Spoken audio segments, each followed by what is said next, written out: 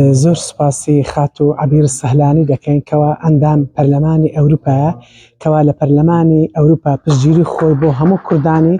ڕۆژئاوا دەربڕی پشتگیری بوو و هەروەها ئێمە سوپاسی دەکەین دووبارە لەبەر ئەوەی هەر کەسێک لە هەر شوێنێک پشتگیری بکە یاخود داکۆچی لە مافەکانی کورد بکە ئەو پشتیوانیە جا کورد لە هەر شوێنێک بی لە باکوور بی باشوور بی ڕۆژئاوا بی ڕۆژهەڵات بی سوپاسی دەکەین هیوادارین نمونەی زۆر بی لە هەموو شوێنێک بۆ ئەوەی کوردیش لە هەموو دنیا حسابێکی تایبەتی لەبۆ بکرێت. سوپاسی ئەوانە دەکەین حاجی کاوەکۆیی و ئەو کەسانەی تر کە لەگەڵی بوون کەوا ڕێزلێنانیان بۆ خات و عەبیر سەهلانی کرد دەستخۆشییان لێ دەکەین کەوا ئەو ماندووبوونیان چێشە ئیشەکی زۆر باشیان کرد. سپاس خانم بۆ دەرفەتی کە بۆ من درەخسان بە بۆنەی ئەوەی لەم کۆڕە باسی عەبیر سەهلانی بکەم. ئافەرین سوپاسی دەکەم پەرلەمانتارێکی سوید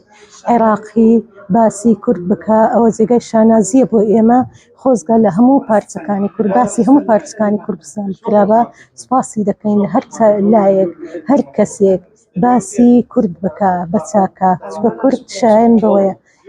ئیشاڵڵا سەرکەوتوو دەبێ سوپاسیشی دەکەین. خۆزگە بۆ خۆشی لێرە دەبوو خۆشحاڵ دەبووم ئەگەر لێرە بوایە پێم خۆش بوو یەکتریمان بناسیبایە وەکو کورد وەکو ژن بەڵام بەداخەوە لەگەڵ ئەوەشە باوکی جێگرەوەی بووە بەس بۆ خۆی کەلێنێکی گەورە بوو خۆزگە بۆ خۆشی لێرە دەبوو.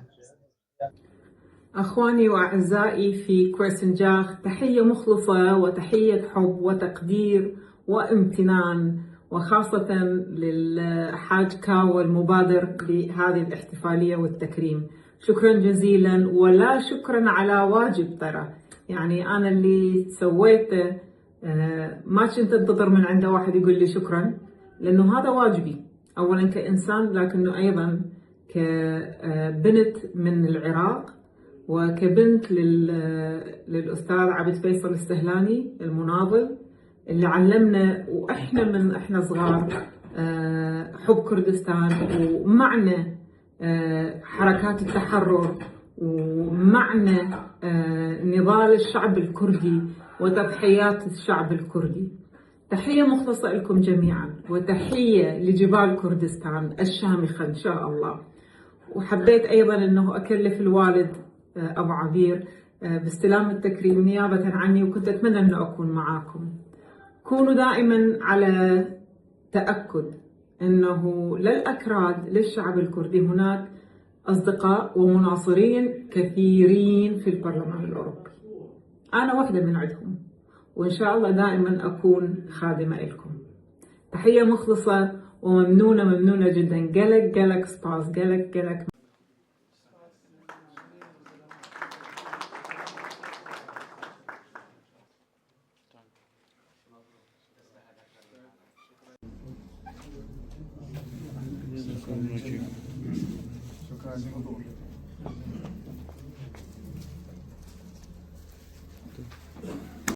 بەخۆدانی ڕۆژئاوا